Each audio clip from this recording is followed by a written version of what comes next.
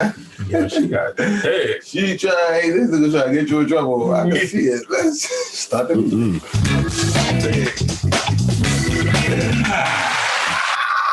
That was horrible. Hold on. I didn't even. Live. All right, what's up, Facebook? We out right here.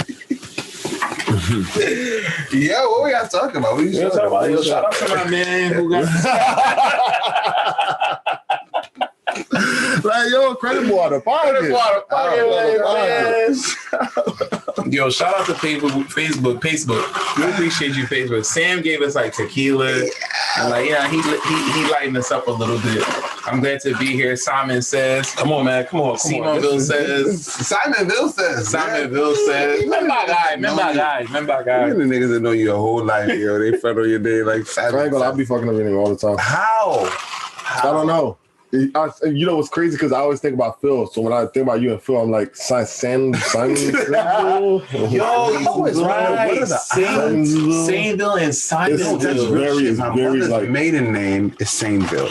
My dad's last name is Simonville. So when she got married, her last name changed from Sainville to Simonville. I was like, well, like literally, I always mess it up. That's wild. Every time, so I'm like Simsonville. He's a Bill. You know the Bills. You know the vibes. Yo, Sam, why am I here tonight? Yo, I'm a busy man. I know you. You know what? Shout out, yo. We got two. You know they say behind every great man is a great woman. That's why you're here tonight, man. You know what I'm saying? We are trying to find out. You know what it is? I'm gonna tell you what it is. This show's about perspective, right? Mm-hmm. And I'm always eager to not only hear about, but share perspectives that are not necessarily conventional. And I think that there's a lot of misconceptions when it comes to like what men look for.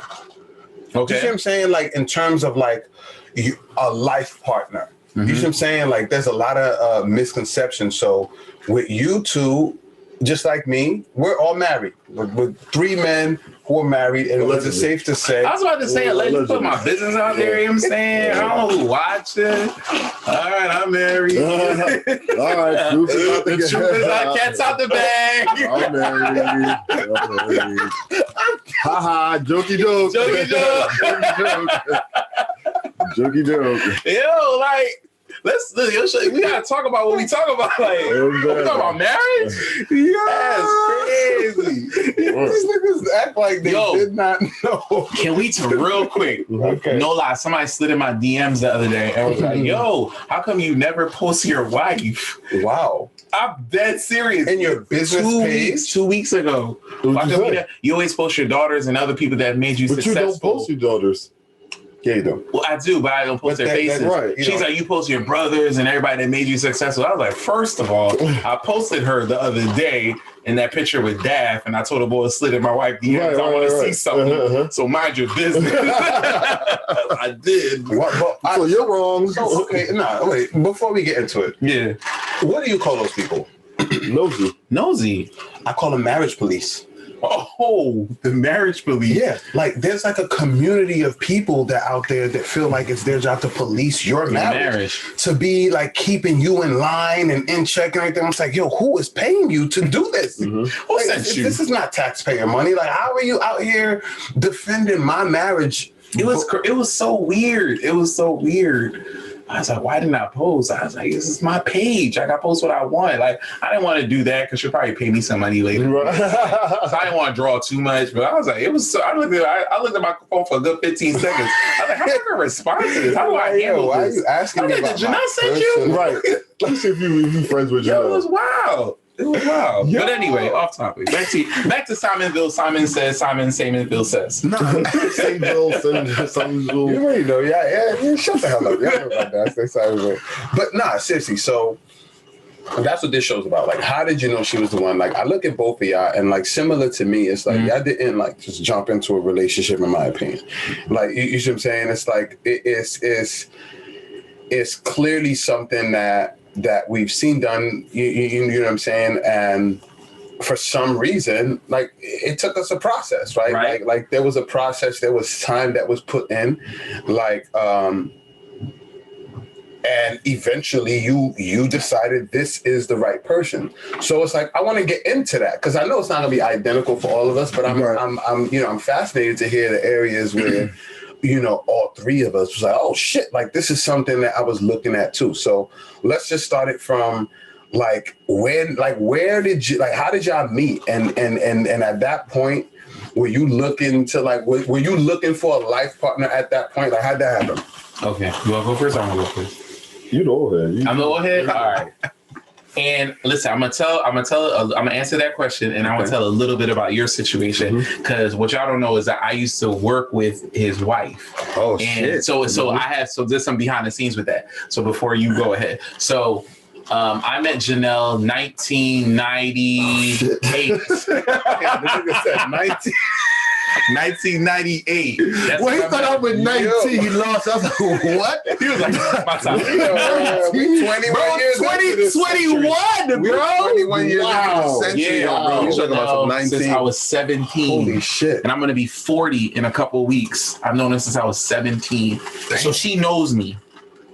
Just to give you some perspective, it makes a lot more sense now why I chose 17. her. 17 when she met me. 17 years old when she met me. Crazy, right? And I'm 39 right now. Right. Janelle knows me. I know this dude. He's not gonna surprise me. Right. So I met her freshman year in college. Janelle was a cornball. I love you. Cornball. Glasses. Listen, I remember. Take off the mic. Time out. Cut the mic. Wait. We got this part out. We gonna edit this out. This live. All right. Janelle was a cornball. I was a cornball too. Janelle was a cornball. I remember the day I met her.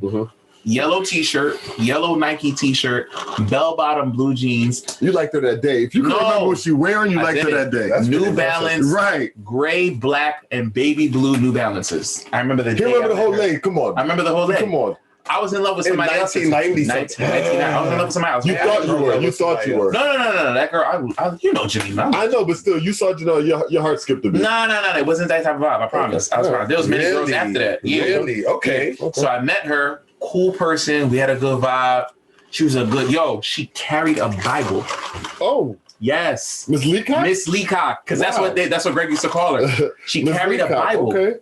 She was that girl in college. She carried a Bible around campus. That was Anyway. And you wanted? No, I didn't want her then. I didn't want her then. Okay. That was a piece of crap then. Then the girl I was with broke my heart. Then I became a terrible human being after that. Whatever.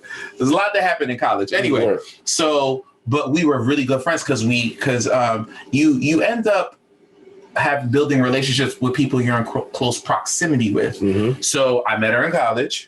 I'm in college every day, and we worked at the same job. So I got to know her very well, 5 days a week.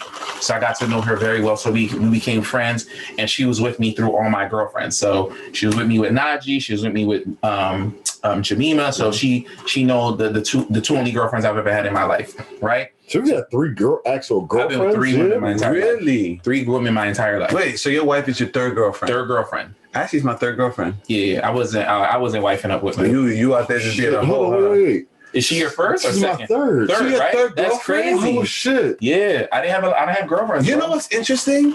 It's like it seems to be a common characteristic that people who evaluate for long periods of time don't just jump into relationships. No. 3 girlfriends. But it's like some people, it's like for them, it's like they view commitment as jumping into a like we're not gonna jump in a relationship. Like when you tie sex to relationships, I find that you find yourselves in more relationships. Right. Like if you say that again. Like if you tie sex to relationships, I find that you end up in more relationships. Because you have sex with more people, so you end up every sex person you with. Exactly. You try to justify sex with everyone as we're under the cloak of a relationship, whereas in reality, it's like sex. Like it's like I don't know. Well, that's interesting. That's a dope. I'm gonna meditate on that later. That's crazy. Like, but did you know what I'm saying? Did you? It's only your third girlfriend? Yeah. That's crazy. That was my third girlfriend. But anyway, met in college, wonderful human being, wonderful person. And you asked, how did I know she was on? Oh, you just asked where I met her. Yeah, so high level. When you met her, and were you looking for a life partner? Absolutely not. Not even remotely close. Okay. When I don't know what it was in life that maybe made this decision, but I made it very early in life. I had no business getting married before 30. I don't know what TV show I watch. Things influence you. Yeah. But I know women mature faster than men. And men I just don't think men know anything before 30. We're just messing around, having a good time. And ironically, I proposed when? On my 30th birthday. Yeah. You know what I'm saying? But anytime before that, men don't have no business being married. So when we were dating. So after 13 years, you proposed? No, I met her. I wasn't dating her at 17. Okay. When did I start dating Janelle? Probably at 27, 28. So we were friends. We were real friends for a long time. Okay. And then I was always in a relationship. So it's that type of story. All right, I'm single now. What's up? Y'all never had sex before that? No. Oh, no, shit. We were friends. Friends. So, and then I was like, I'm single, you single, what's up? So then we got together. 8 years later, I proposed. Right. Yeah, so we were together for a while. And during that time, I told her, I was like, yeah, it's not happening. I'm not getting married. If you want to go mess with somebody else, you can. Were not looking for I was not ready to get married. Sidebar real quick, and then I'm going to let you go because I answered your question already. I have two male friends of mine. They were with these women for a long time. You know who they are. And then I thought they were going to marry these women, but they woke up one morning and said, nope, not it. And then they got engaged within what, 6 months? 6 months of dating, yeah. And they married somebody else. So one quick note, I'm gonna put this out there. Your timeline probably gonna go crazy over this. Men wake up one morning and decide to get married. Right? Let me know if I'm wrong. We decide to get, all right, I'm ready to get married now. We look with the person we've been with for 5, 6, 10 years or 6 months. We're like, no, you're not the one.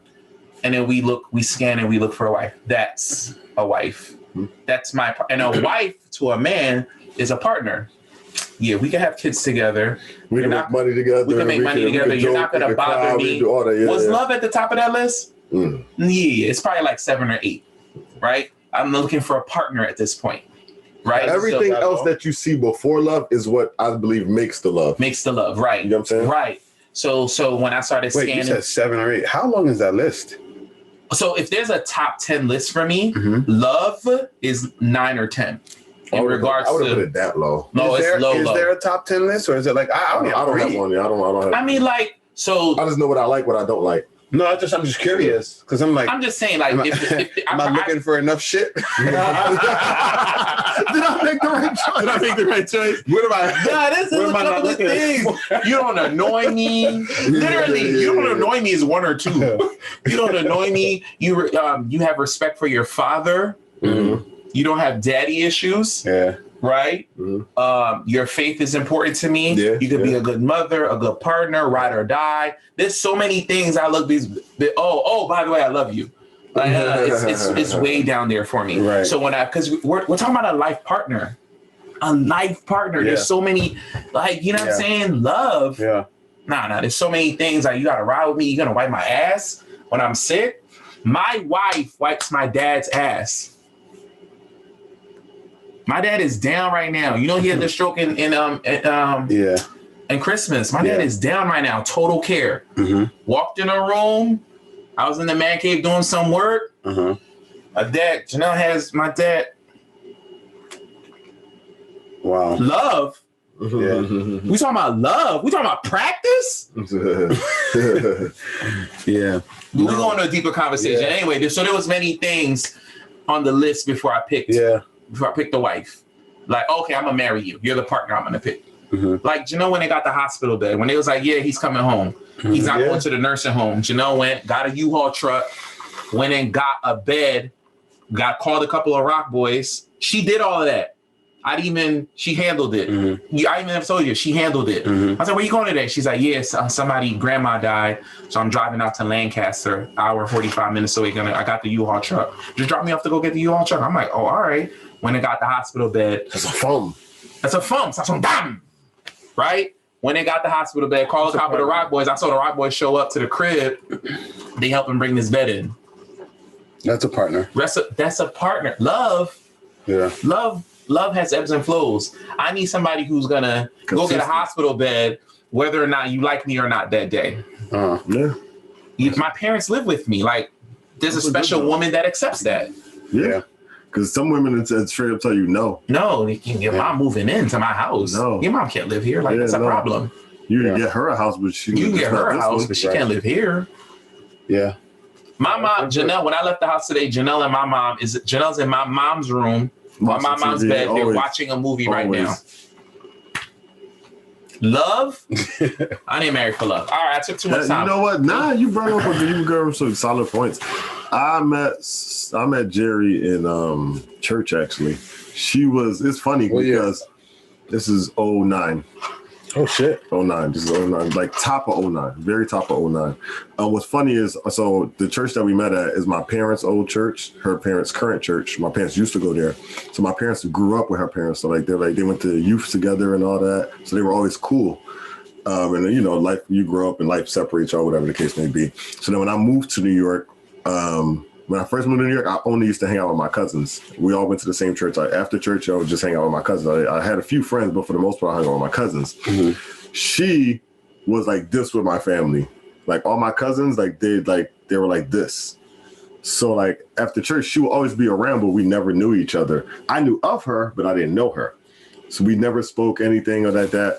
And then one day, I'm chilling with. So I met her in 08, but I didn't get to know her until 09 because we didn't speak. So I moved to New York in December. I think me and her might have spoken like April.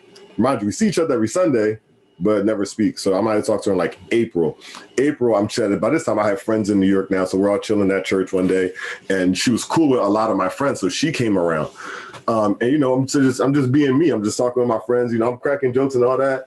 And then, you know, like we used to go to this Chinese store like a couple blocks down from the church. That was this Chinese spot we used to go to get the food, then go back to the church, eat, bust it up. Right. So we take a walk to the Chinese store, and I'm still being me. I'm just cracking jokes, being funny. And she's a goofy person too. So like she was just feeding off my energy. So we were just going back and forth with jokes. And like the whole time. So then at the end of the day, I think she ended up like this is like back when BBM was like popping and all that. She like IM'd me real quick. Like, hey, I don't know why you don't have my number, but here it is. Hit me up sometime. Whoa. So whoa. She slid in your DMs? We were already talking in Facebook. Like we were already talking in Facebook. We didn't have each other's number. Okay. And then I think it was like we went on a series where we spoke on Facebook Messenger for like a week. That's all we kept doing. You never asked her for a number? Nah, I've never been that type of person. I'm still not that type of person. Like as you shouldn't be. I'm saying. He just told on himself. I'm literally saying I'm still not that type of person to the point where I swear how much I'm not that type of person. If you notice, you'll be having to tell people like, yeah, this is the owner of Self-Tech, because I'm that person. I'm more like reserved. Yeah, reserved. Like so she's more outgoing, a little bit more outgoing than I, but at least back then she was more outgoing than I was. And then we exchanged numbers, and then like we literally didn't stop talking since. Like literally. Damn. 13 years later. All right, so let's. Oh wait, to answer the second part of the question. Okay, when we first started talking, hell no, I was only like 18, 19. Wow. So you wasn't looking for no. No, I thought because I grew up under Herman. In my mind, I'm like, I ain't getting married till 30.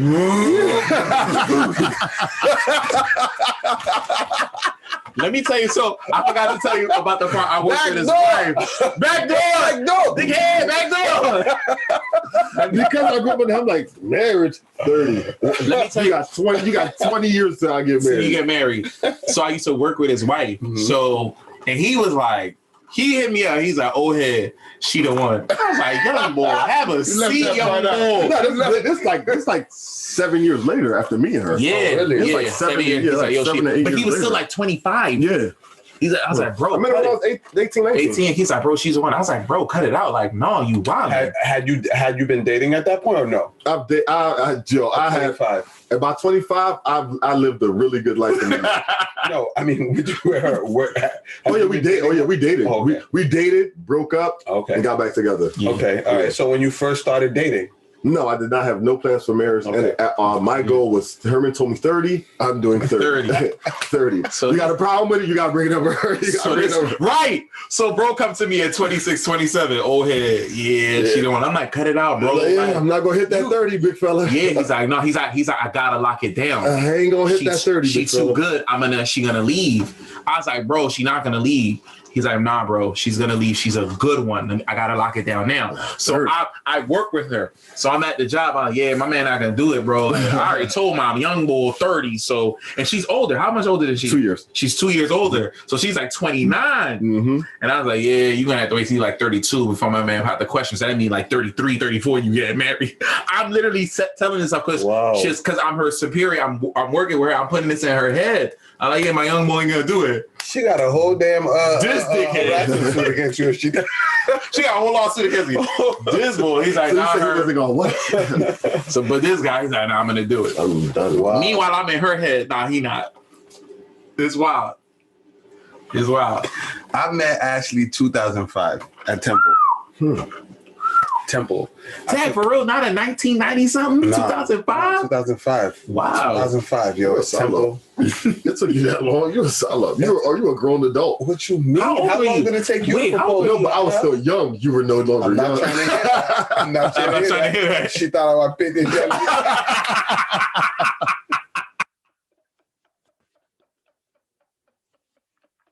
Turn the mic on. Turn the mic on. I was still young. You were mature. You gonna tell me I took too long? Listen. How old were you when you met her? Yo, when I met Ashley, I was 25. Okay. She was 18. She was 18. Oh, okay. I thought he said 13. I was about to get up in college. Like, hi. Like, you were in college, but she wasn't. Like, yo, you right. Like, okay. All right, so 18. You thought she was, it was like, yeah, I was 25, she was 18. And you know what's crazy? Damn, Ashley's young. Ashley's 7 years younger than me. Wow, okay. Yo, I was legit. Hell no. Okay. Not even from the get-go. I legit, you know what I find? I find that when a woman seems to like absorb whatever the people she hangs out with. Like women who hang around older people, they don't really have, they have that old person vibe. Like, you know what I'm saying? I don't know. But I'm gonna be dead honest. Like one of the things I did at Temple was like, yo, let me try to like holler at the best looking shorty at the class. Like that was my thing. Like, I'm gonna strike. I'm gonna go for the top each time. I'm gonna strike out. But how many classes am I taking? I'm not a lot of classes to be taking these swings. You know what I'm saying? I'm gonna land. You know, one of them. So I'm like at this point in my life, I was like, yo, man, like I've never been with a Hispanic before. Like you know what I'm saying? Like, I was like, I've never. It was a bother. A goal list, like a goal list. So it's like now. So I had electives to take. So you have to like fill up the blah, blah, blah, this many credits. You have to be full time, or else you're not gonna get the funding. Blah blah blah. So I was like, all right, what elective can I take that meets this requirement? Blah blah. So I took like Latin American studies. I'm like, this shit got to be full of my. That nigga planned it. He planned this strategically. I just heard what he said. Like Latin American. He's like, it gotta be some Spanish. Gotta be mommies in it. Gotta be some mommies in here, yo. Why didn't you use that brain for school instead? Why didn't you use superpowers for? You know what I'm saying? Like, wow. Look what you use your superpowers for. Look what you use. I don't know. You know the crazy thing? Like at the time, like I was like living with my ex, you know what I'm saying? At the time, like it was like we was in a relationship. Wait, you were living with her or she was living with you? Living with her. Okay. We were living together at Linwood. No, because there's a difference. Living with her, I mean, that's her spot, but you live. No, we split the rent. Okay, 50, so you all living together. Really? At 25, you was living with somebody? Yeah, at the 25, I was living. Yo, I thought I was gonna marry this girl. You know what I'm saying? Like, I thought I was gonna marry this girl. Like she was my second girlfriend. Okay. And we were together 3 years before. Wow. You know what I'm saying? So like from 2002 to 2005, essentially, and. I don't know. Like I thought she was the one. You know what I'm saying? But we had gotten to the point where it's like it's not working out, but financially, like I can't, like, you know what I'm saying? We split the rent 50-50, but when we're done, I got like $75 left and she has like $500. You know what I'm saying? So it's like, It's like it was to the point where I needed to get a new job to move out type of shit. But, so you just making it work as long as possible. I had to. I had to make it work. It was one of those like I don't know if you've been with someone that you're afraid of how they're going to retaliate. You see what I'm saying? Like you know, it's like living with your parents again. Yeah. So it was kind of that situation. So when I met her, I'm not gonna lie, I was trying to get with the prettiest girl in the class.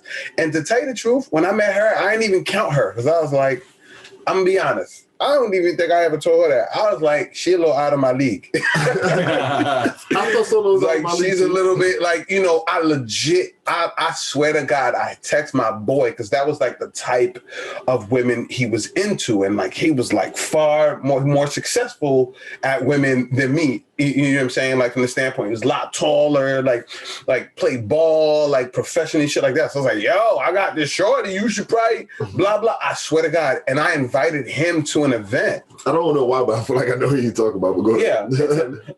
All right, cool. So I invited him to an event where she was like modeling at. At that year, they had like university top model. Wow, that story gets really interesting. So she was one of the contestants of university top model at Temple. So I was like, yo, won't you come to the blah, blah, blah. But like you ever bring you ever bring somebody for a shorty, but she giving you more play. Yeah. So I'm like, she not giving them play at all. Like she giving me play. And I'm like, that's when I started like, looking into it. Yeah, like you know what I'm saying? Because like at the time, I mean, I'm gonna keep it fun with you. She was engaged. What? At 18? Oh, she's Spanish. Wow. She was engaged. Wow, that you're racist. Yeah. She's Spanish. Oh. Wait a minute. Okay. No cap? Engaged? She was engaged. This is brand new. She was engaged. I don't know this one. I don't know. That's why I said it's interesting. So I mean, so let's look at this. Like we met in class. She's engaged. I have been living with my second girlfriend. Shoot your shot. You hear that? Shoot your shot. Don't let that little engagement. Don't let that little engagement stop you. Don't tell me cheating's bad. Like, you see what came out of cheating? Cut that out. You see what came out of cheating? Cut that out. You see what cheating got me? 2 kids later. What, 7 years now? No, you know what it is? I'm gonna be honest, and I think I need to address this. And I honestly find it to be a waste of time to make yourself unavailable when deep down in your heart, you know it's not gonna work with this person. Like I have a fundamental, like, I don't give a shit if you're married. That's a legal process. It's a document. You can't wake up tomorrow and be unmarried. But you can wake up tomorrow and know, I do not want to spend another day. I changed my mind. You see what I'm saying? So it's like, now what are you supposed to do? You're supposed to wait until the court says it's okay for you to get new pussy or new dick. Like, it's ridiculous. So it's like, for me, it's like, I think we both had reached that point. Like when you're living with someone, y'all both sleep naked and y'all average having sex once every 2 months.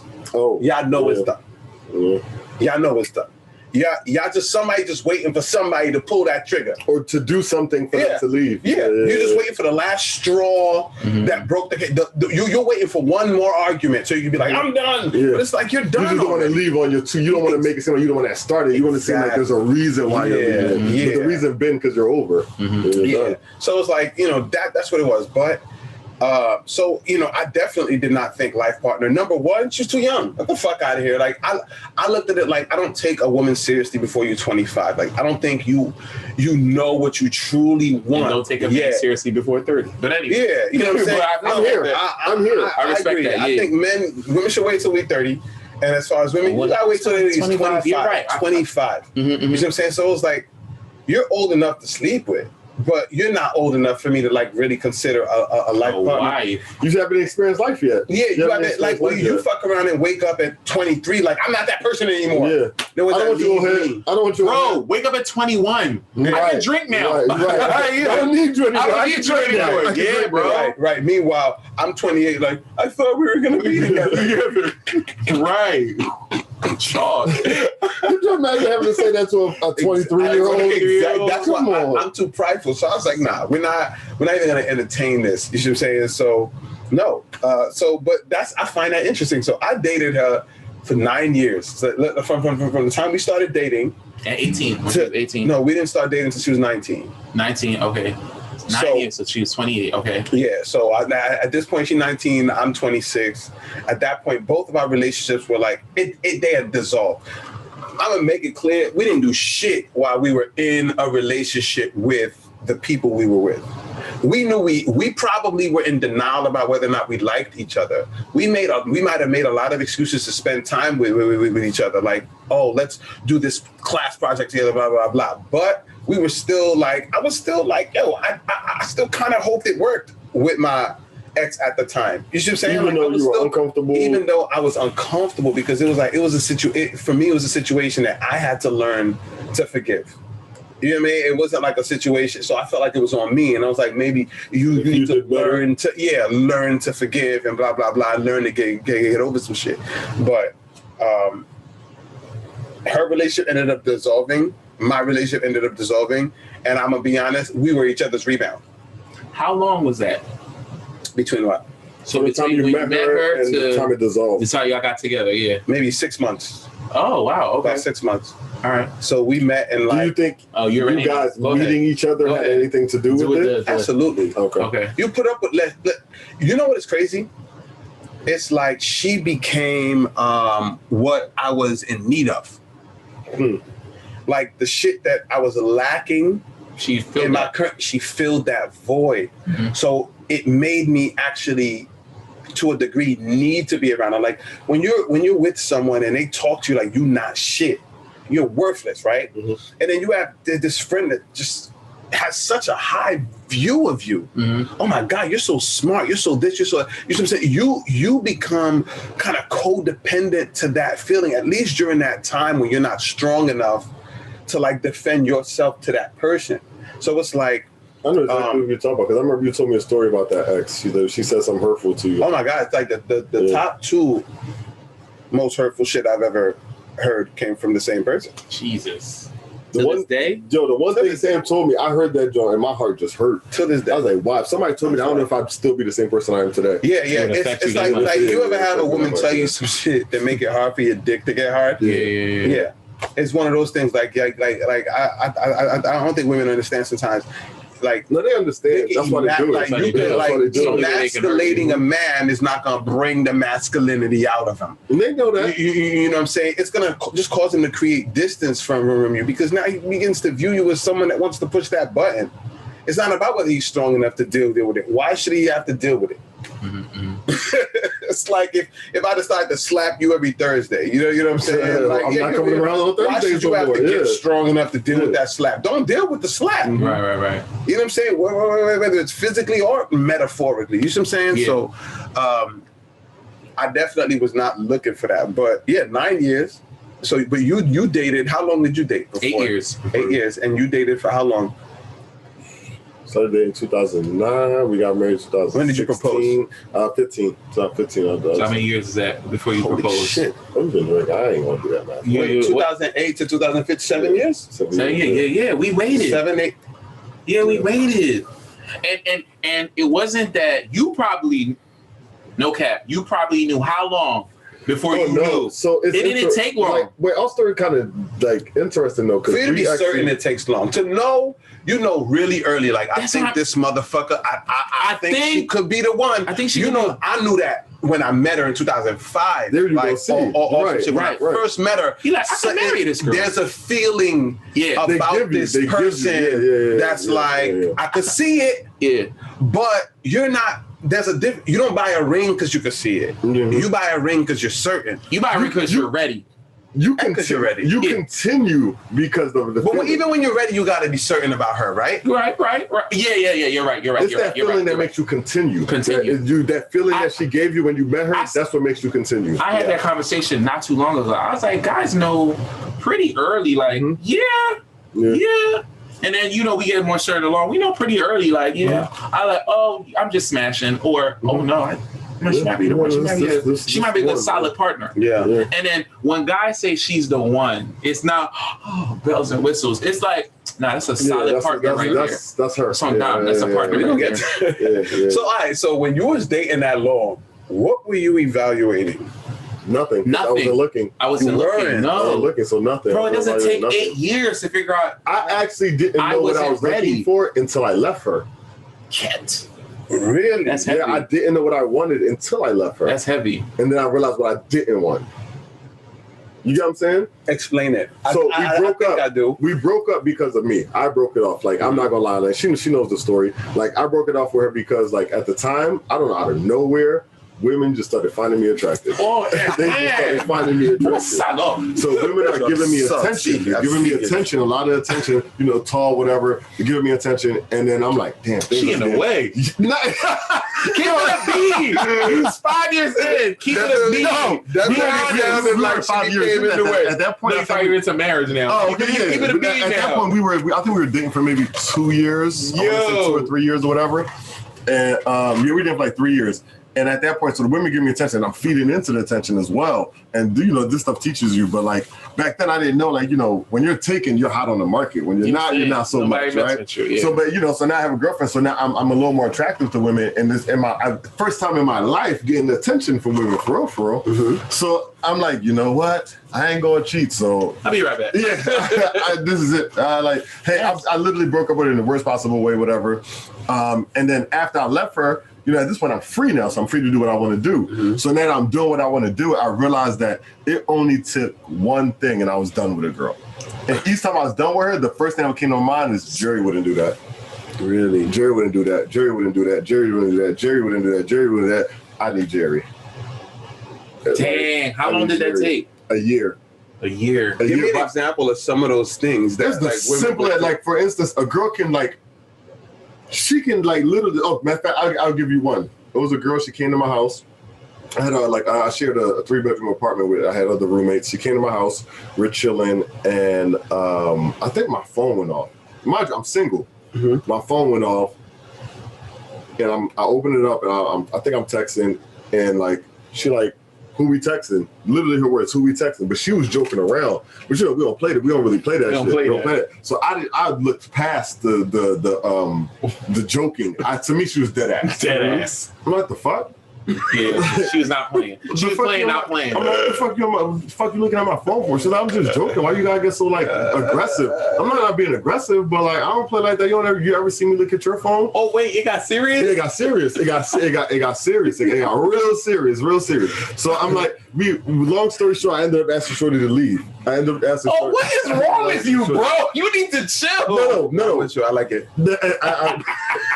One, she was never gonna take it. I never was gonna let her stay at the apartment because I never let a girl stay at the apartment. The only girl that ever stayed at my apartment was Jerry. Oh, what about that? You playing business out there? That was the only I ever still. Only girl. Only girl. Huh? Nah, so when that girl did that and she left or whatever, I'm like, nah, man, Jerry would never try to look at my phone like that. Like, she would respect my shit. Because it's a flag. You playing, but you not. Yeah. That's how I feel about it. I'm like, because you know, behind jokes, there's some truth. Something behind every joke. So, like, to me, she hinted herself because she might have said she was joking, but I know when I turned around to look at her, her face didn't look like a joke until she saw that I didn't take it as a joke either. So then she's like, oh no, it's a joke. But in my mind, I'm like, if we're in a real relationship, she's gonna be like, actually did it. Like, that's how I feel. Like, I feel like if you actually did use your eyes to look, how's it a joke? Right. You didn't jokingly look. You looked in reality. So I feel like if I had, like, you funny, she would have got serious. But the fact that I got serious first, it kind of like, oh, and I'm just joking. She had to diffuse it. Yeah, exactly. She had to diffuse it. Okay. Yeah. So it's just little stuff like that. Like, I'll go on a date with a chick and they date the way they eat. I'm like, oh my God, Jerry would never. Really? Like, it was any little thing, I promise you. So any little you thing. Appreciated her more after I did. Girls would come out with, I hate weave. Girls would come out with weave. I was like, oh my God, she never wore weave. You already know my vibe, yeah. Oh my God. Wear weaves. That's crazy. Oh my goodness. So you like getting your hair done every day? Yeah, like, look at these nails. I'm like, look at these nails. Oh my goodness. So that's crazy. Go. I wasn't looking for anything. But when I separated from her, I found everything. I realized everything. Like, even during the dating phase, like, you were never, like, even during the evaluation phase. I'm not gonna front me. I was like, I gotta see if she could handle me. Like, I got, you know what I'm saying? Like, I know I'm difficult. Mm-hmm. You know what I'm saying? And my experience with, like, people was always like, eventually I'd piss them off and then they out. Mm-hmm. You know what I'm saying? So it's like, I don't see myself looking at you like a life partner if like, I don't know, like if that's the first option for you. Just like if you can't handle me to the point where the first thing you got to do is roll, then it's like it's never gonna work. Like why start to invest emotionally into you when I know eventually I'm gonna piss you off and you're gonna be out. You're gonna be out. So I mean, and could I be myself? Like I would literally compare me. Like I understand that when your woman's around, there's a level of respect that you show in the way you're not gonna talk barbershop talk around your woman, right? But it's like from the standpoint of like being who you are, like you know what I'm saying. Like if you feel like that, like that person has to change. Like we all have that friend that's like when they're around their woman. Oh my god! Like they're different. Like they're not just slightly altered. They're like a different human person. being. They're not even. You don't even be around them. Exactly, and it's like I didn't want to be that guy. So I was always very cognizant of how I was when she was around versus how I was when she wasn't around. And I was like, until I feel like you can handle very closely that person I am, then it's not going to work because I'm always going to have to keep you away from me and my friends. So that's crazy. Was there a moment then, throughout the dating phase, was there a moment or an experience or an incident that you went through that you were like, I'm certain? So with me, it was 2 points. One is cheesy and one is more fundamental. Okay. So one was like, I think it was like our anniversary. She gave me this poster board. Believe it or not, I still have it. It's this poster board. Your relationship, like boyfriend, girlfriend, boyfriend, girlfriend. Okay. And she gave me this poster board. And it was like probably year 2 or 3. And she took pictures and wrote notes of certain incidences in our relationship. And she made a collage of it all on this poster board. Oh, and like something I said 3 years ago, it was written in quotes. And she said, and she put it on the poster board, pictures of us moments. This is before Instagram. This is before. So she had to work to do it. Right. So I was like, so I remember when I looked at it and I was like, damn, I think I'm going to marry this girl. I remember me saying that.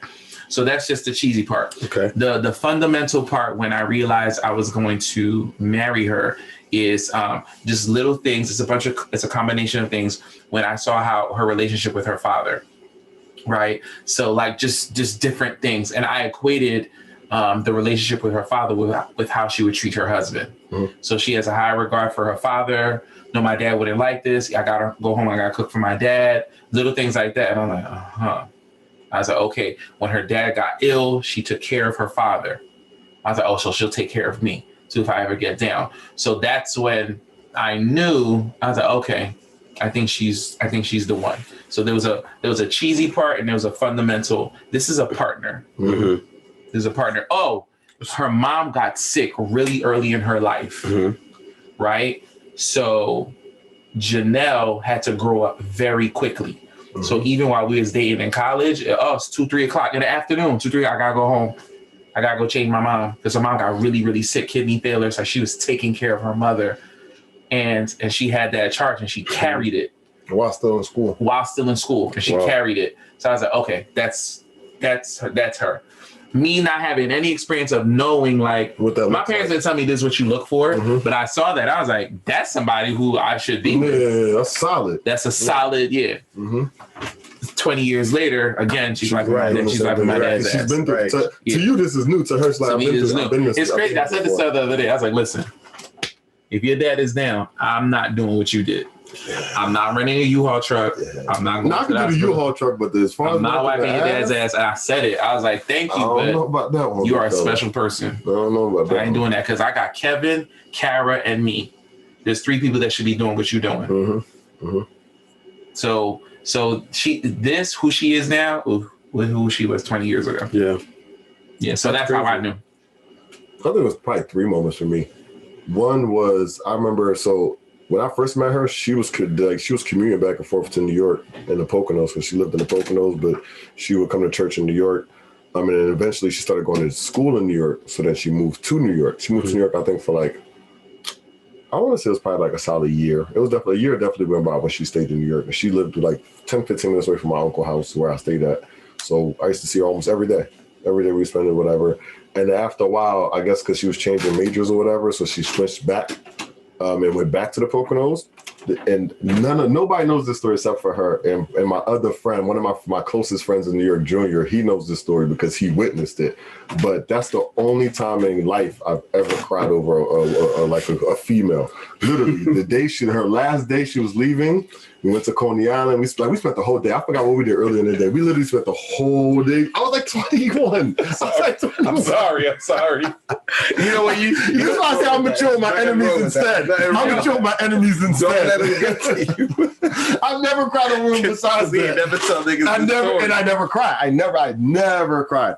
So literally, like, we spent the whole day together. We went to Coney Island, had a ball. Like, remind you know, Sholo's a scaredy cat. I forced her to get on roller coasters. So I'm like, damn, she having fun. We have fun. So then it was time for us to have this murder. I want to get to the part. I want to get to the part where you started crying. I'm not letting you live. I heard him over here dying. He can't breathe. Like, he can't breathe. Go ahead. I'm trying to be a professional. Go ahead. I call my man to come. My man Drew. I call him to come pick us up. Right. So he come pick us up or whatever, and then he. It's killing me.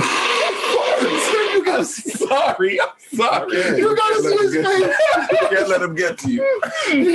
I'm crying right now. Yo, Herman got me weak. I hear his heart like, come on, yo, he didn't cry at his wedding. You hear him taking down data. Yo, he didn't cry at his wedding. Dead ass, bro. This is crazy. I think these are the two events in life that made me cry. That and my grandma's death, right? But look, so the last my man come pick us up from Coney Island because it was late. I didn't want to take the train with her. It was just super late. It was like 11, 12 o'clock. And so we in the car back and we like, you know, hugged up or whatever. And I'm like, cool, let me walk you back to your apartment because her parents picking up tomorrow or whatever. And we get to like the front door of her apartment and like, you know, we literally hug each other and it was just like a That's what happened? Bro, I broke down. Really in front of her? Yeah. What? Yeah. She's selfish for never telling me this story. She's never made fun of it. Like she's more so the type like I'd be like, yeah, I'm the man in this house. She's like, shut up before I tell him you cry. You lost it, bro? I lost like damn near snot. Damn near snot. Because we went from to the Poconos, yeah. So we was gonna go from seeing each other every day to seeing maybe once a week. Because by that time I had slowed down on church by that time, so I wasn't really going as much. So it was like I'd literally only be going to church just to see her. What was her reaction? She cried too. We just cried at each other's, like we just literally just rubbed each other's snot on each other and just, you know. That's crazy. I never knew this story. Moving. That was the first draw. The second that made me realize, I think she was like, my mom and dad was never really cured about girlfriends for me. They're like, you know, when you get a profession and you making money, then you could think about women. But when I brought her around, they like automatically just like brung her in, like no nothing. I've brung plenty of not plenty, but I've brung girls to my house before, like as plenty. Not plenty. My parents is not playing that. My parents not playing that. But any guy would run to my house, my mom is just like, whatever. But with her, she was just like, So when we broke up, it was like my whole family turned their back on me, like, you lost the best thing that could have happened to you. I remember one girl that I introduced her to my mom, and my mom said hi to her like this.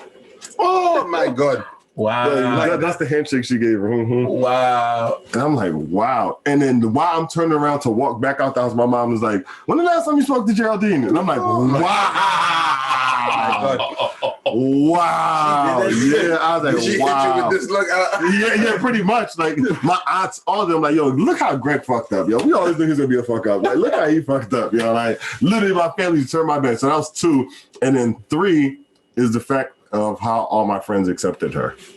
Yeah, we loved her. I loved her. Yeah. And I told him, I was like, don't mess this up. It ties into what you said, like, when you were saying like, damn, what were you saying?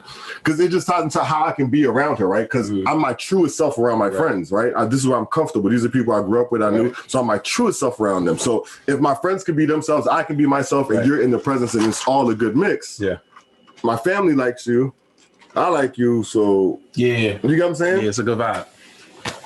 For me, I'm not gonna front.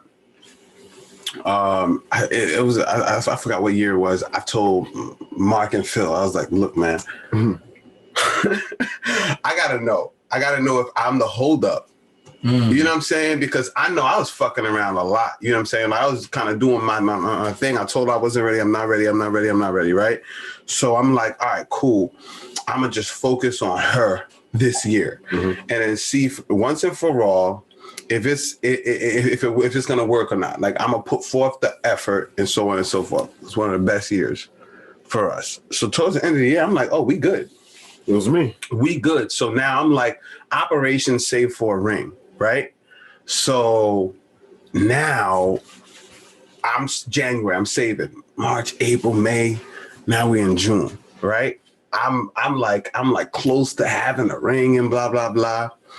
And then one day she walks into the store at Willow Grove. You were there that day? Oh my God. It was bad. It was bad.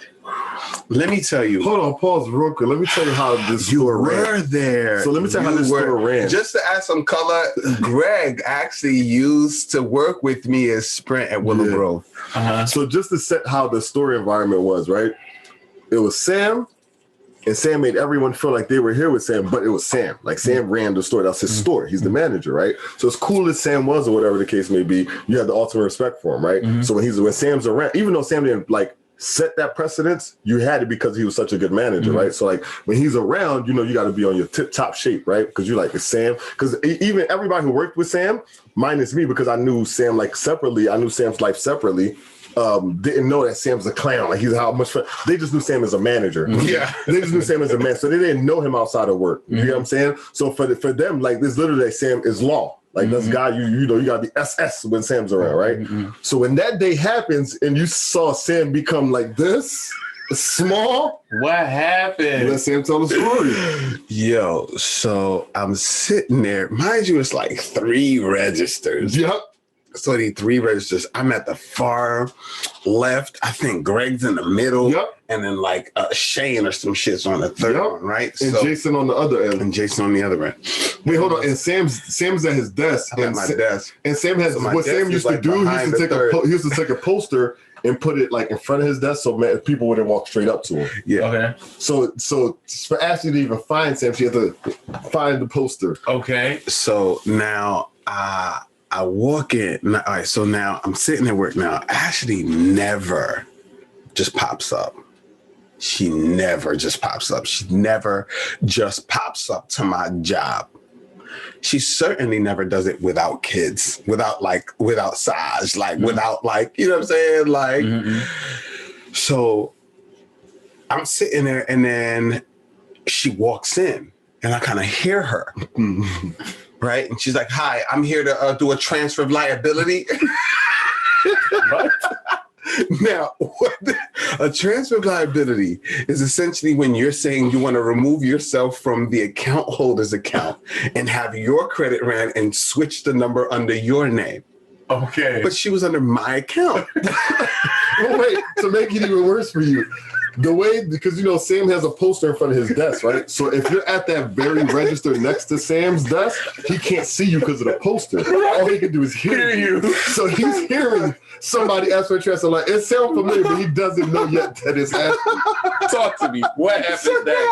I'm like, we don't got no better deal. What is that? Ain't no sale going on. You want an employee plan. What are you talking about? What are you talking about? So now at this point, I recognize her voice. I stand up and I'm like, I see the energy.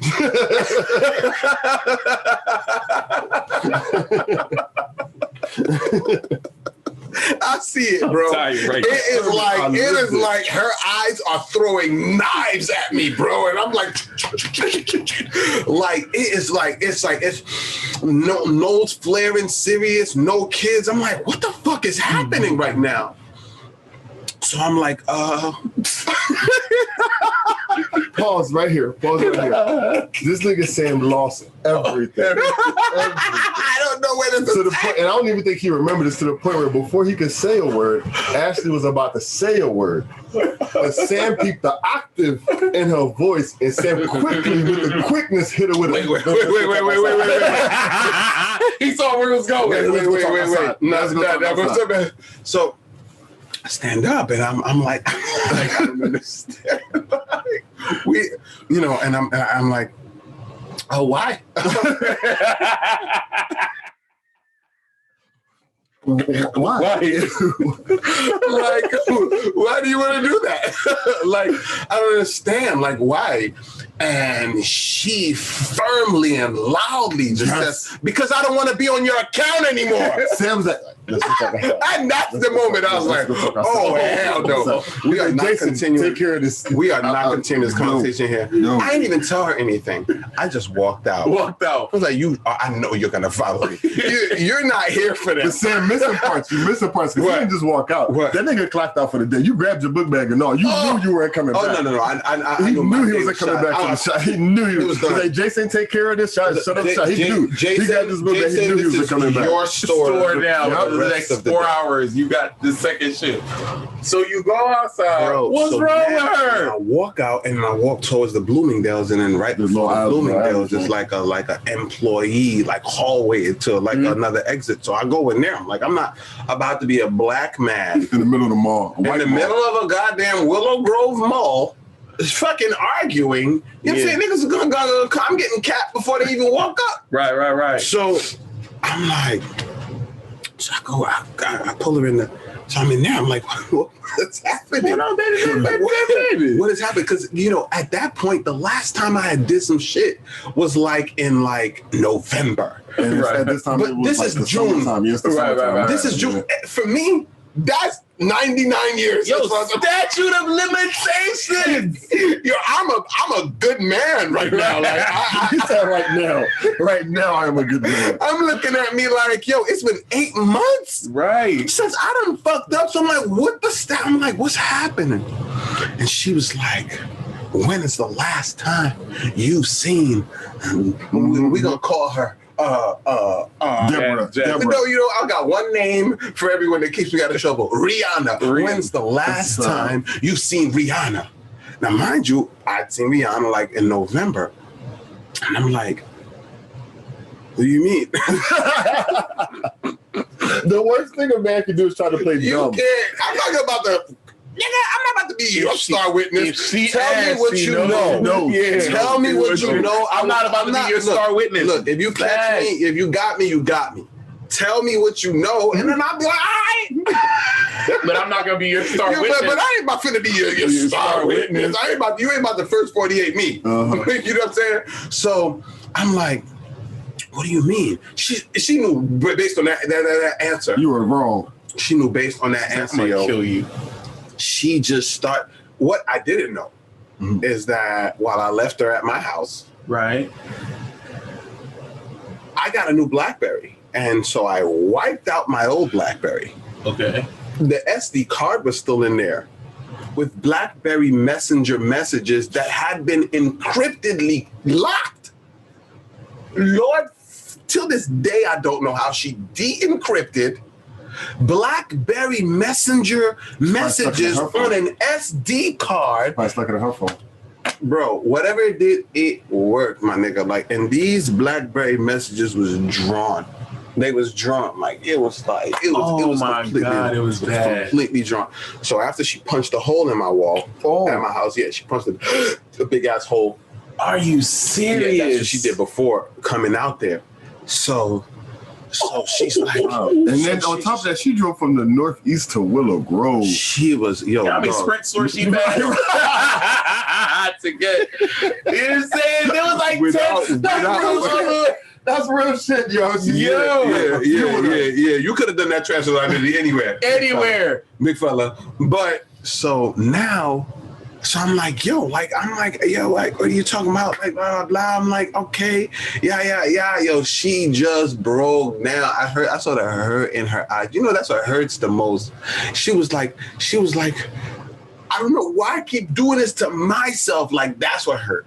It's like, I don't mind you being mad at me. I don't mind you being mad at me. But when you mad at yourself for trusting me, that hurts differently. That hurts. It's like when your parents give you a speech versus a beat, and it's like those words, like you just hurt. Yo, like the beat will hurt temporarily. The words, I'm gonna remember this time as dope. You know what? That let me know how emotionally connected you are. Because I realize I'm not emotionally connected to you when I don't give a shit if you're crying. You know what I'm saying? Like you ever get to a point with a woman like you crying and it doesn't really faze you, but so I'm like, so she like, I'm done. I'm like, wait. I couldn't think of that. I was like, can you sleep on it? That was the best card I had. At the moment, can you at least sleep on it? Don't make a decision right now. Go to sleep. Make a decision in the morning. My nigga, I could not sleep. About 4 o'clock in the morning, I texted this long ass message. I was like, honestly speaking, yo, I don't even need you to make a decision. Just let's chalk it. Let's like just seeing the hurt.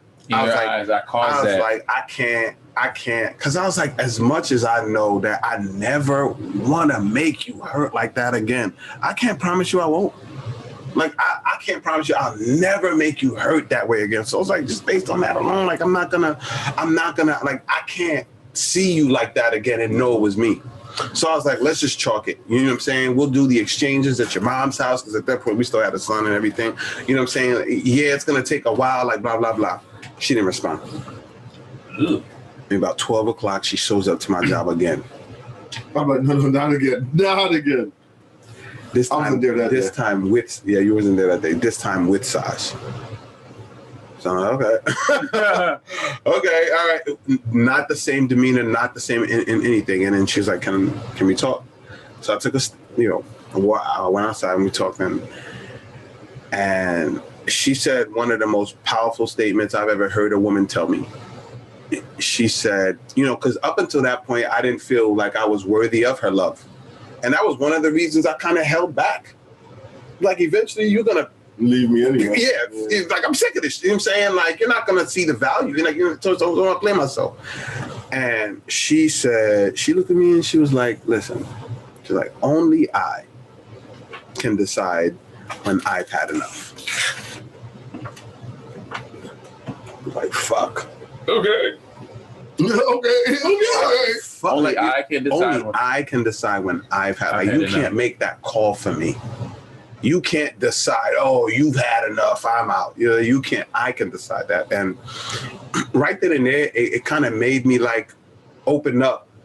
Like, damn, like, you know what I'm saying? So she was like, if you say you really want to try, you want this to work, I want 2 things. In my head, I'm like, oh, here we go with the bullshit. You gonna need names and addresses. Yeah, like, I'm like, right. I'm like, it's not gonna, in my head, I'm saying it's probably not gonna work. She was like, the first thing, try your best to tell me the truth. All right. Reasonable. Okay. All I ask is that you're what? Reasonable. I'm a try and dryer. That's what I do. You know what I'm saying? Mm-hmm. And she was like, the second thing, that come to therapy with me. Wow. I was like, what? She's like, yeah, come to therapy with me. Dude, we went to 7 therapy sessions, $70 a person, so $140 each session. Mm-hmm. She paid for all of it. Oh. Every she was serious. Single session. She was serious. She don't have no excuse. I'd never been so overwhelmed by someone investing in me, like, to that degree. Like, it didn't take all 7 sessions, but just knowing that she cared about, like, making it work with me that much, that she would, like, invest that way. Time and money.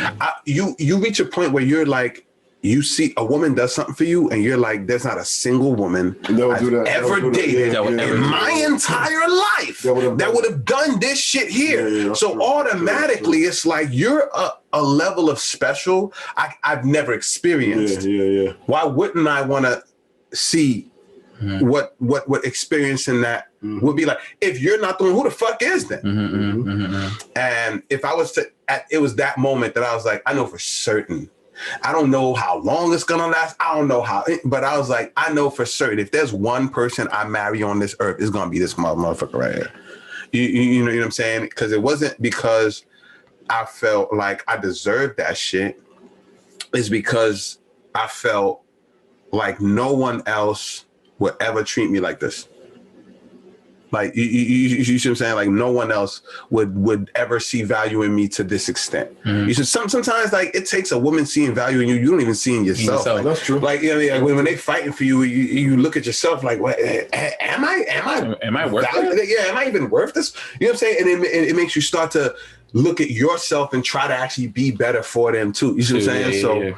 If there was any that was the moment for me. That's crazy. That's crazy. Like you like how involved you were in his relationship and how kind of involved you were in my. Yo, he saw it happen. That Damn, that's crazy. That's a good story. What's funny is when me and Kevin, Herman's brother, when we first met Janelle, we was like, "Oh, she's not gonna last." Really? Let me tell you, because when she talk to me about it. First introduced her, like, because Herman was keeping him and Janelle on the low. So when he finally came out with it, he told his parents or whatever, cool. But then he'd been telling us about, but we never met her. So one day she comes over to the house to chill, and me and Kevin, I'm there with Kevin, we're playing, and then Herman's like, "Hey, yo, this is Janelle, my girlfriend." It was like me and Kevin excited, Herman running girl around. We're like, "Hey, Janelle," and she was like, "It's Miss Janelle." Oh shit! Yeah, we looked at Herman. Herman looked at us. He's like, "It's Miss Janelle." Herman was like, "Why you gotta make them this?" She's like, "They're children. They gotta call you Miss Janelle." She left. We was like, "Okay, bye, Miss Janelle." She went upstairs. Me and Kevin just looked at her. That bitch is not gonna last. No, she's not. Nope. We gonna tell Herman he gotta leave her tonight. Tonight. That's crazy. And here she is now. 20 years later, she helped me plan my wedding. Right. And my engagement. First help came to when Sola got pregnant. The first person I found out that Sola was Janelle's pregnant. acts of kindness is her key to people's heart, I think. Let me tell you, because I'm gonna tell you when Janelle did it for me, you already know it was the crew, it was the snow trip. I didn't know Janelle really before. No trip. We rented a cabin. Everyone took their couples. I was the only one there solo. When are we doing that again? I would love to. Yes. I would love to. That was a great trip, bro. It was, everyone had a room. But it's like, so mind you, everyone bought groceries, everything like that. Like everyone, every guy had a woman taking care of them. I was like, just. Can I have some? Can I have some pork, please? Janelle took it upon herself to make sure I was taken care of the entire time. Like every time people ate, she was the one that made sure I was eating, blah, blah, because there was no one who gave a shit. Feel like niggas was there with Americans. I mean, go there. You already know, ain't no American chick about to feed your man. They're not look like they, you know what I'm saying? Yeah. Feeding you is like Caribbean a privilege to a degree. You know what I'm saying? So it's like, but her, I was like, yo, and it was like, I was even scared, like, oh, is Herman okay with this? Is Herman okay with this? Yo, she made me eggs. Herman was right there. Like, she made me eggs in the morning, like, because niggas just got up and like, they girls made them breakfast. And then like, I was just sitting there eating peanut butter and jelly and shit. bro. Yo, bro, she made like, I was like, yo, how could someone be like, generosity goes a long way for me because me too. You don't meet a lot of nice people. You know what I'm saying? You don't meet a lot of people that do shit for you that don't want nothing back. So when you meet someone that just offers you generosity to that extent, it's like it was a special place in your heart for them. So at that point, Janelle had me from then on. That's crazy. Yep. I like her. He kept her. It worked out. You know you got the right one. You got the right one, man. Look at you. Look. Do you? All right. Last question. Mm-hmm. What makes you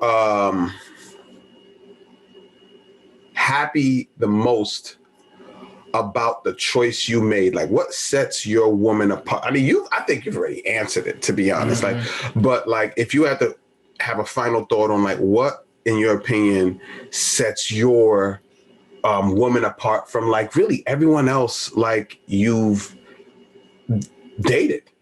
So, I want to start with a story first, and then I want to piggyback on what you said. No one else would have done this. No one else would have, you know what I mean? There's too many data points. I'd be like, no one else would have done this. No one else would have done this in terms of like, dang, no one else would have carried it this way. So remember, I've known her for a long time. Janelle, we used to share lunch We used to split. And I tell you, you heard the story 1,000 times. I used to split salads with this girl at Temple University, Anderson Hall, Richie's. You know Richie's. Temple? Yeah. The big salads. She went to Temple too? Yeah, she went to Temple too. That's what I met her. That's where I met her. So we used to split salads. I was broke. Oh, man, I went to Temple. In Temple. I was broke. Right? Salads.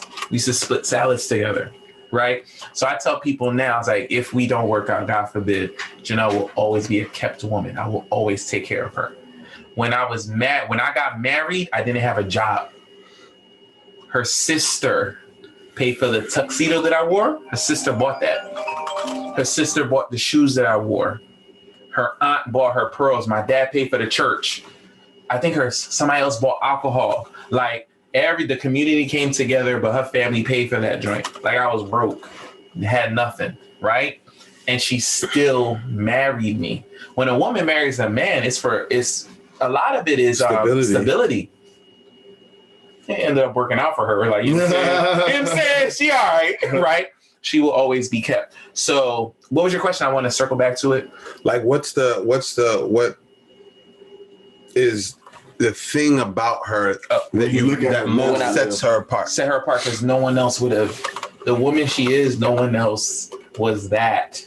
No one else did those things. So it was almost easy. It wasn't a hard decision to make. When I got married, I wasn't nervous. My dad, 100 times, you sure? The day of the wedding, he was like, you're about to put in English, it's called a coffin around your neck. A choker. Yeah. A choker around your neck. This is it. Because he doesn't believe in divorce. This is who you're going to. And I was like, no, I'm fine. I was so confident. I was fine with it. I was like, no, she's solid. Like, if Janelle did some nut stuff, I would be blindsided. Yeah, me too. Blindsided. Me too. I'm not even talking about cheating. I'm talking about some nut shit. Yeah, just any wow, like, I didn't know you had that in you. I would be blindsided. That's how, anytime she gets angry at me, she says some crazy shit. I'm like, who are you? Who are you? You know what I'm saying? So it's just that she was just different, bro. Like no one else is. I've never met a character like that. A character like that. You always refer to her as your best friend. Solid chick. She cool. Yeah. She cool. Yeah, she cool. Solid chick. So I was like, this is a partner. We could build something. Yeah. We could build something. So I watched this TV show, and this lady said, she gave an example that a woman, your spouse, I just promise to be at the front row of your life and cheer you on until you die. I'm going to be your partner. I'm going to be there, good, bad, and ugly. I'm going to wipe your ass. You're going to fall down. I'm just going to be there no matter what. We're not talking about sex. We're not talking about love. We're just talking about I'm committed to be here. I'm going to walk you to your grave. Right. That's what a partner is. And that's what she is. I'm going to walk you to your grave. And I was like, and that's what I see. That's what I see in her. No, I love it. What about you, Greg? What's an issue you like? This shit happens. You know this issue that happened in like so many relationships, but you glad you don't got to deal with it just because of your vetting process. Don't have to deal with it. That's heavy, bro. Yeah, I gotta deal with that. Like, let's be honest. The reason why it took so long is because we didn't want to deal with certain shit, right? So it's like give me an example of like something like you see happening in so many relationships around you. It's like, but you're glad you don't have to deal with it just because you of your vetting process. Well, I answer both of your questions, the one you asked Herman and this one, right? So the reason, like things I look at now that make me like, oh, I made the right decision. It's kind of like what Herman said, right? Like she was with me before I am who I am now. Like for Solo, I always say like, she saw who I was before I was that person. You get what I'm saying? Yeah. Before she saw the value before you did. And even till now, she still sees who I am before I see who I am. Like, you get what I'm saying? Even now, she like kind of manifests things for me. And I'm like, yo, I'm not that person. Like, relax. I don't want to fail you. Like, I don't want to fail you. Right. But she put like, even though I've given her plenty of reasons to not put me on that pedestal, I just always remain on that pedestal, right? So that's when I look at stuff like that. And when the number two thing for me now that I look at is the fact that I can still be her friend. Like we chill, like we come down here, we chill, we up there, we chill, like we go on vacation together. We like, it's still a good time. It's not like I haven't gotten bored. Like, you know what I'm saying? Like we like, if we're bored, we're bored together. It's not like, oh, I'm bored of her, she's bored of me. No, if we're bored, we're bored together. It's because we haven't done nothing, right? But in general, like we legit are friends. Like we like, a goofy together. Like she knows who I really am. I wake up in cold and I wake up ugly and say I've fucked up plenty of times financially. Like I've given her plenty of reasons to say you're barely a man. You get what I'm saying? I've given her plenty of reasons to say that. Yeah. But never has that anything near that come out her mouth. Wow. Like, you get what I'm saying? Wow. So for that alone, so she's never made me feel less. you anyway. Never, ever. And even if I felt like it, if I mentioned it, she never did it again. She never did it again. Okay. Is that important? Yeah. A woman that will not emasculate you. It's important for a human being not to do that to you. Because I'm a human, I will mess up. Right. It is law. Right. And for you not to emasculate me, bring me down, like hold that against me, like, oh, whew, that was a bad mess up. Yeah.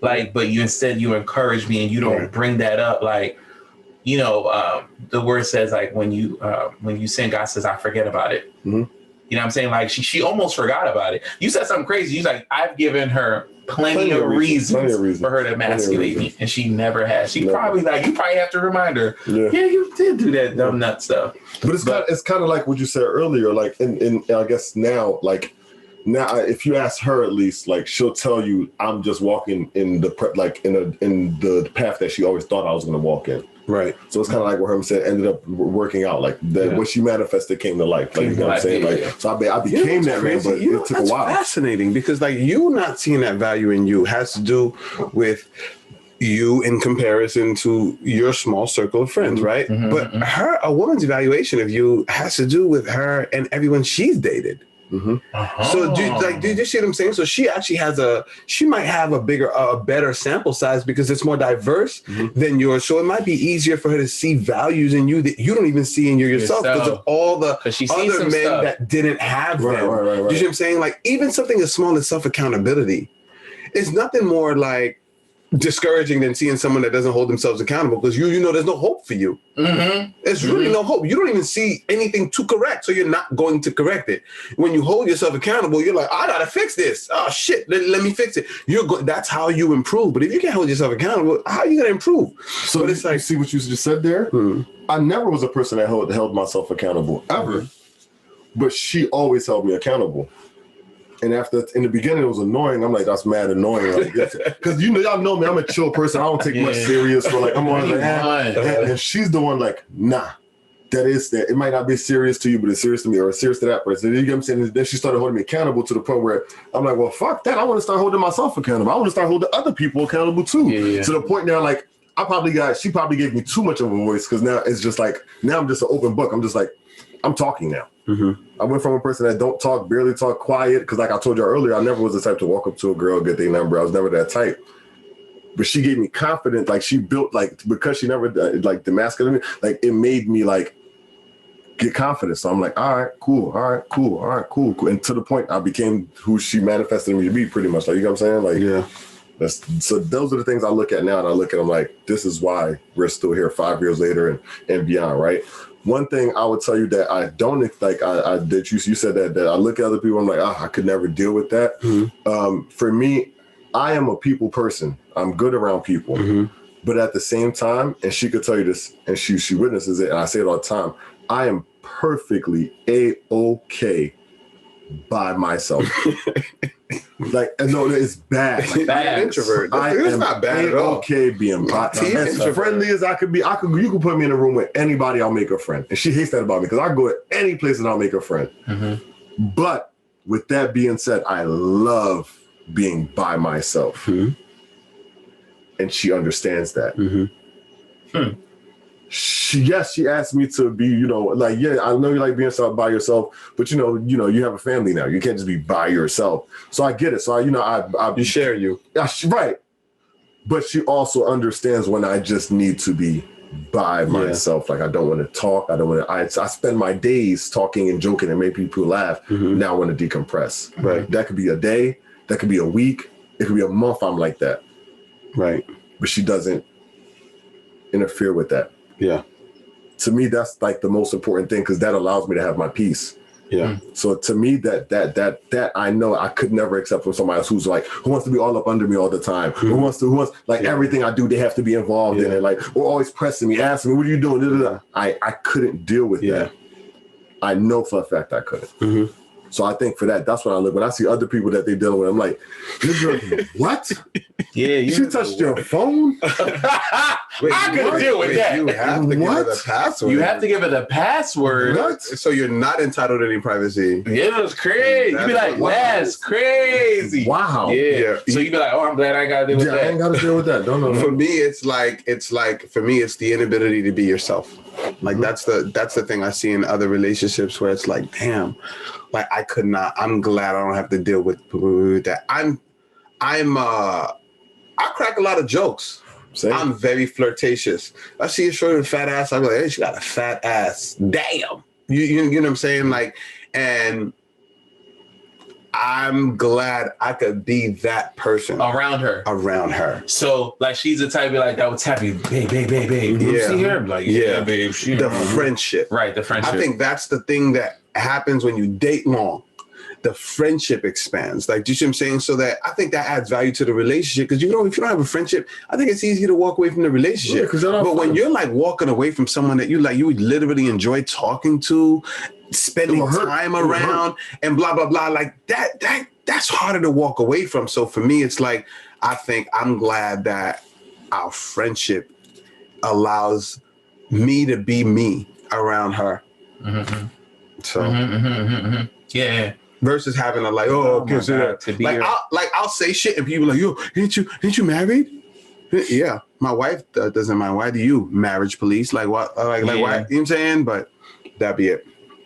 I love that to be able to be your own. That's my biggest thing for me. Like, because I know, like you said, I'm a goofy person. And y'all know, I'm the type that take jokes a little too far sometimes, right? I'm that person, right? I'm that person. So the fact that I can make those jokes around her and she is not like, oh my God, you're a horrible person. And she's just like, yo, you gotta chill. Yeah. Leaves it that doesn't really like, you know what I'm saying? I don't ever have to like, it's not, I don't, so what I pride myself on, because I hate when people do that, I'm not one of those people where like, hey, if us three chilling here is just us, we busting it up on one way. And then when she comes around, you like, yo, Greg, why you okay? Everything okay? You're not really acting like yourself. Like, what's going on? It's like, nah, I'm good. But the whole time is because she here, so I can't really do the things that I usually do. Right. I could never be that. I would probably kill myself. Like, to be that person, that send me to depression.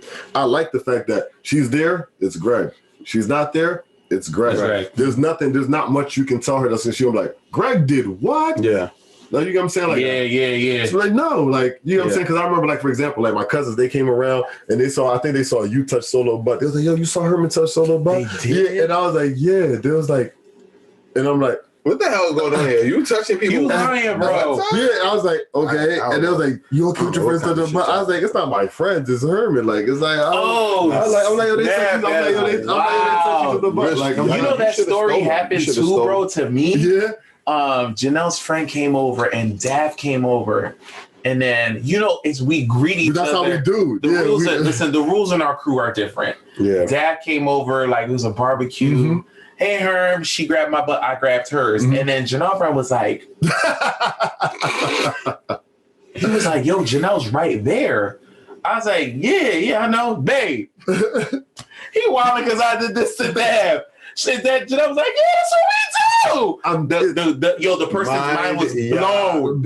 She was like, you guys are weird. Yeah. Groping group of friends. Yeah. And then you have to realize that this isn't the norm. It's norm but it is outside of that, it's not normal. They're like, this is not normal. I did not know this happened. They're like, you saw him. I'm like, I'm sick. I'm like, she probably touched his butt too. Like, you'll say that's just how it goes. Freaky ass crew. That's cool. It's cool. But nobody's touched Ashley's ass. This is, you know what I'm saying? The rules ain't the same.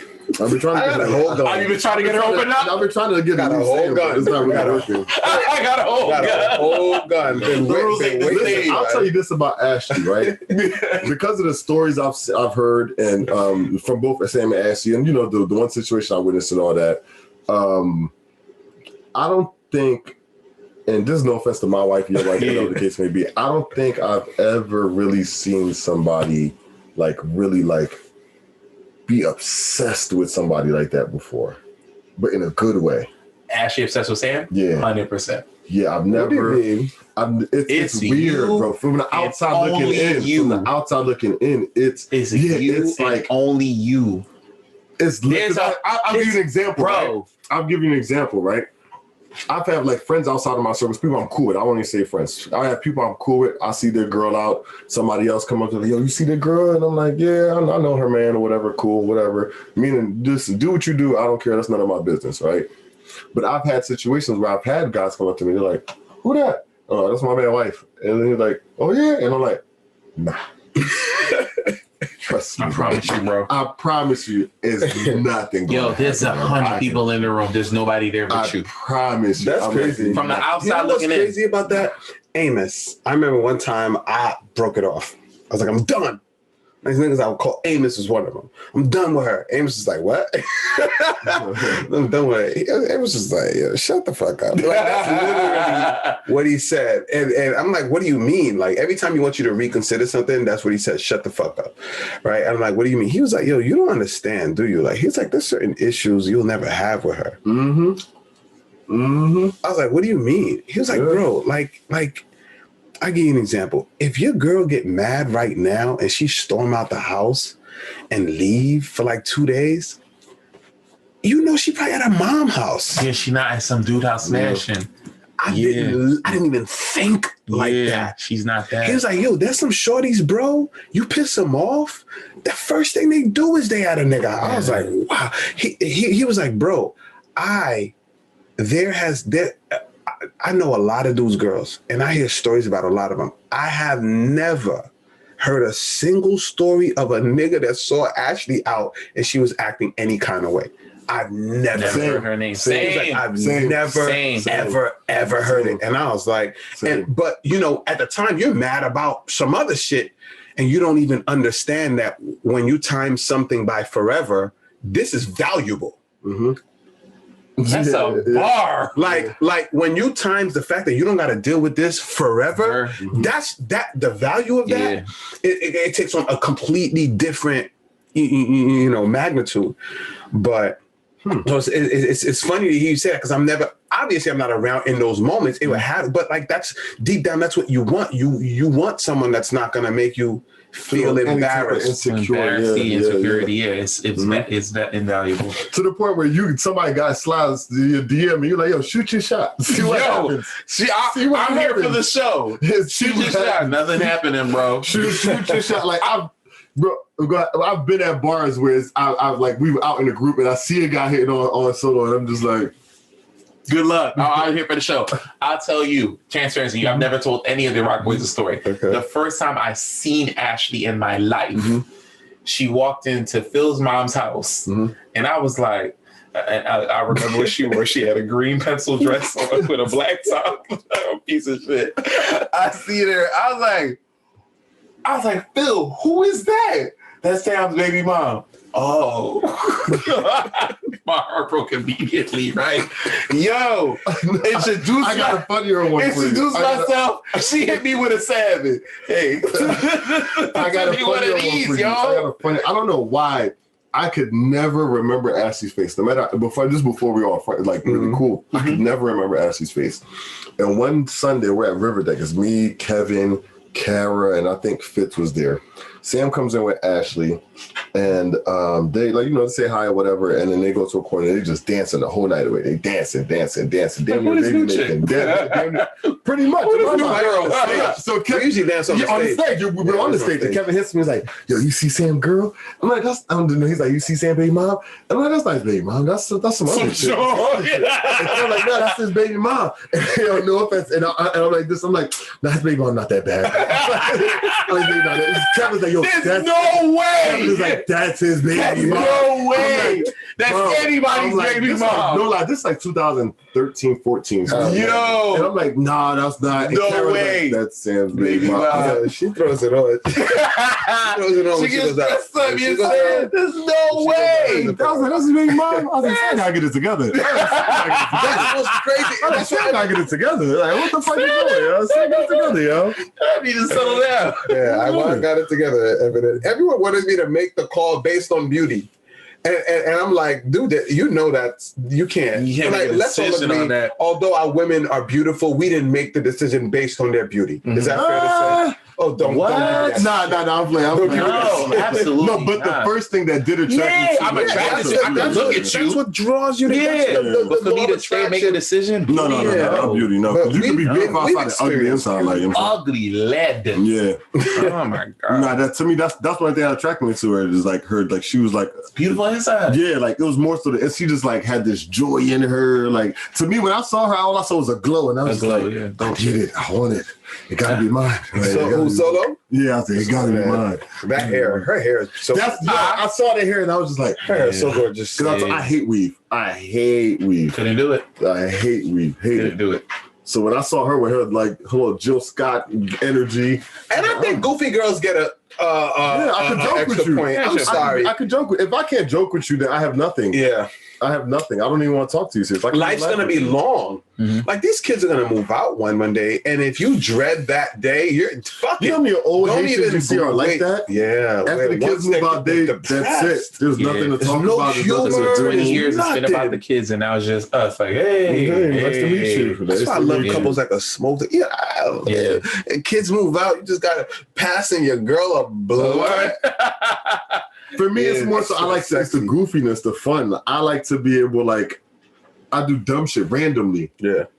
And she either just laughs or ignores me. Right. It's not a complaint. Either laughs or ignores me. Yeah, either way. She's just like, this is Greg. Like, this is. So when people see, like, my extra goofy side, like, yo, you a clown. And she was like, y'all haven't seen shit. Like, I like that. That's what makes it for me. All right, well, you know what? If we gonna end it with some friendly advice, date longer.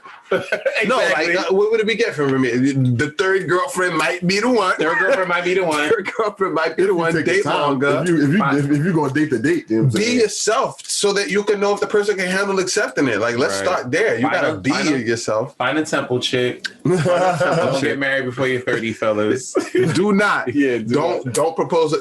Don't take a woman seriously before 25. Right. Don't take a man seriously before 30. Based off how you said no, be yourself around them. I'm gonna tell you the one advice my dad gave me when I introduced him to Solo, right? Mm-hmm. That make sure you take her on a date and eat the amount that you really want to eat. So and I was like, what you mean? And he was like, because if you don't, if y'all get married, she ain't gonna feed you the way you want to eat. Haitians, that's a chess move. Eat the way you want to eat. That's a legit chess move, bro. So you got to be yourself. It's like he's trying to tell me you got to be yourself because this person you might be stuck with for the rest of your life. Stop being cute. Yeah, eat. Stop being cute. I didn't have that problem. Our first date, she bust down the middle. Really? Yeah, you was like, bet. All right, cool. We good. I'm with it. This is dope. Oh, one last thing to say, like, because I said that the woman. Another thing that made me know she was the one. She would fucking like groom me, like pluck out ingrown hairs. Like, who the fuck cares enough about a nigga to literally go through and groom and pluck out ingrown hairs out of their face? Before this got out of control, Janelle used to pick out all the grays. Bro, you told me that. Yeah. It's like it takes a substantial amount of care for someone to even do that. Mm-hmm. So it's like that was something like when she started doing that, that's when I was like, I think those were one of the second few times, and I was like, I think she's it's those little things. It's like no one did that. Like, look, I dated a lot of women. So if I can count on like one hand how many did certain things, it basically eliminates like 90%. You know what I'm saying? Mm-hmm. But yeah. All right. Well, you know what? Thanks for taking the time. Yo, this episode was brought to you by Sam Boogie Entertainment, Bella Sloan Enterprises, Olivia Monroe Enterprises, Self-Tech IT Solutions. You know what I'm saying? Who am I missing? ZGP Enterprises. Enterprises. Yes, sir. Don't worry, I'm gonna add all of them, and I appreciate y'all taking the time. Absolutely, thank you. I had a great time. Peace.